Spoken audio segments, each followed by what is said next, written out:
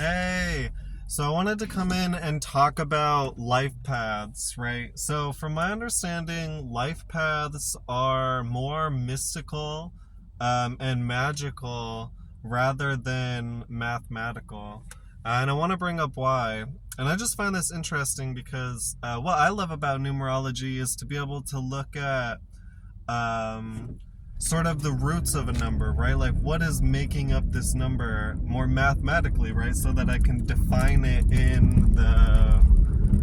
so I can see it in the number, right? Like if the number and what it's made up of and its math roots back to something, right? Then that's what I like to draw symbolic value from, at least in my own practice, right? So this is why I take note of life paths, but I like to look at the date in a different way than just adding it up together. So anyway, so why do I say that, right? Why do I say that life paths are more magical and mystical rather than mathematical, right? It's like we're doing mathematical calculations. We're taking a number, right? We're adding it up together. We're finding the final digit sum. Um, and then we can draw symbolic value from that, right? And that's true, right? We can draw symbolic value from that. But the reason this isn't necessarily mathematical is because the origin of this numerological reduction of adding numbers up together to find the root by 9 was sort of championed by the Pythagorean movement.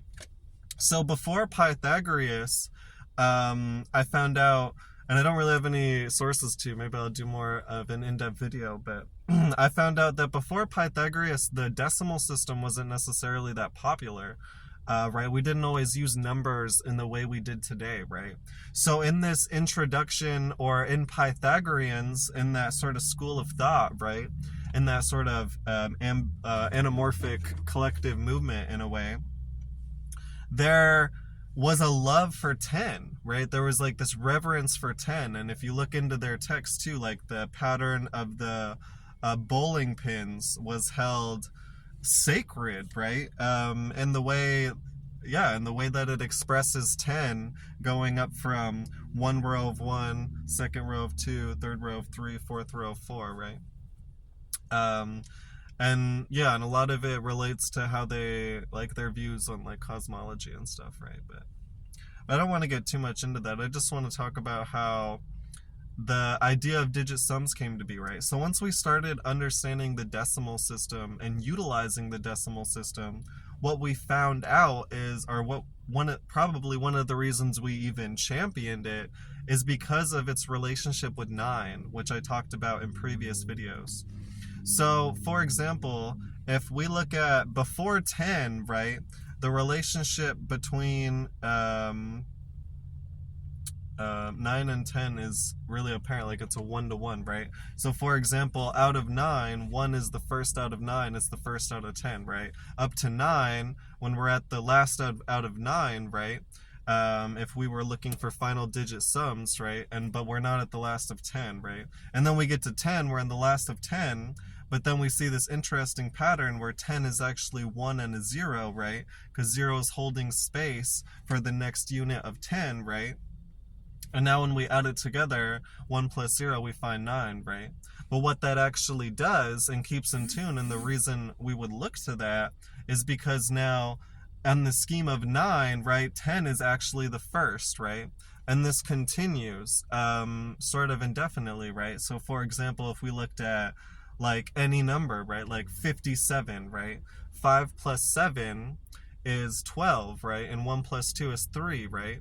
So now if we look 3 away from 57, right, and we go 56, 55, 54, right? 54 is divisible by 9. So we know that one was divisible by 9, right?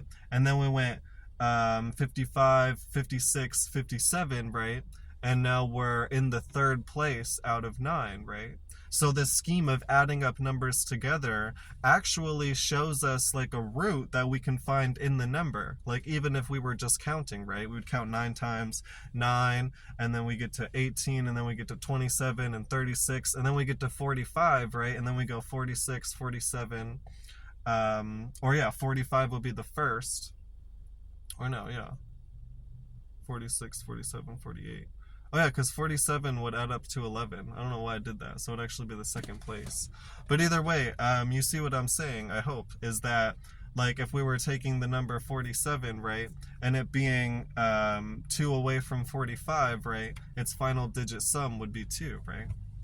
So why wouldn't this work with dates, right? Like why do I bring up the fact that we're sort of throwing the math aside and sort of just using this calculation and just ascribing it symbolic value? And that's because dates don't work in the same way, right? So if we even look, there was no year 0, right? So there was never a time where the year was 0, and same with the month, right? So this means like even if we were looking at the first day was the 1st of January 1 AD, right? Okay. Now that would be 111, right? And so what we could do is we could add up those together, right? And we would find, okay, we're going to get the number 3, right? But what do we know is we know this isn't the third date, right? Because this is different, even though this is the first place in the date, at least in the AD sect, right? We're not, it's not the 111th day, right? And that's what the decimal system would do, right? That's why 111, it would actually work, right? If we were looking at 111 like dollars per se, right? Now we would know that, okay, 111 adds up to 3, right? And 3 before that would be 108, right? Which is divisible by 9, 12 times, right?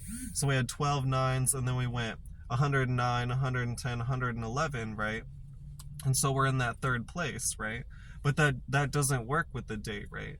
And so another reason that I don't necessarily use this is it's imbalanced. So this can actually be a cool thing if you do like life paths, is you can calculate on a given year and on a given month. There are going to be certain life paths, if you calculate it that way, right, that are more predominant than others.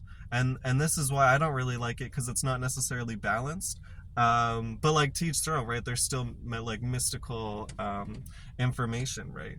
But like I said, it's like we're using a technique that applies to a certain system, and we're applying it to a system where that technique is kind of irrelevant, and that's what I think is kind of weird. But either way, right? There's still like the symbolic thought of like merging it all together and finding its inner essence, right?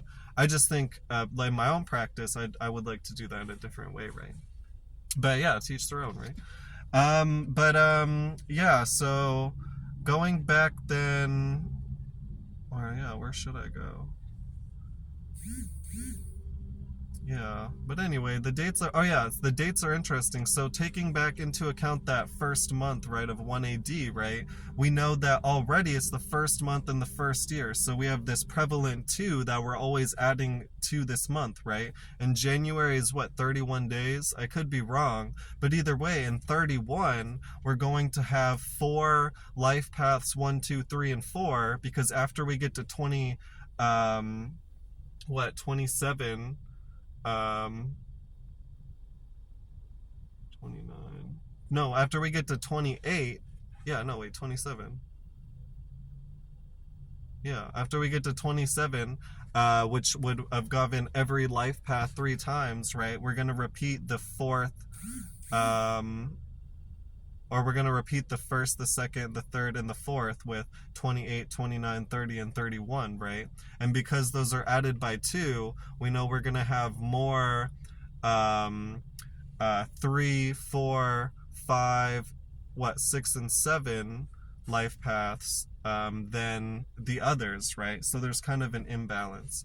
So I hope that makes sense. But it would be cool if you do use life paths, because you can be like, oh man, you have a rare life path, right? Like in that year, like only, there's a less percentage of this life path. But then I feel like it's kind of faulty in that then you're just being like, your life path is basic. Like over here, you just have one of them common life paths over there. Like, get your basic ass life path ass out of here, right? But anyway, just some interesting numerological thoughts. So, Bubblet, Citra, Beach. Let's define the numerology if you want.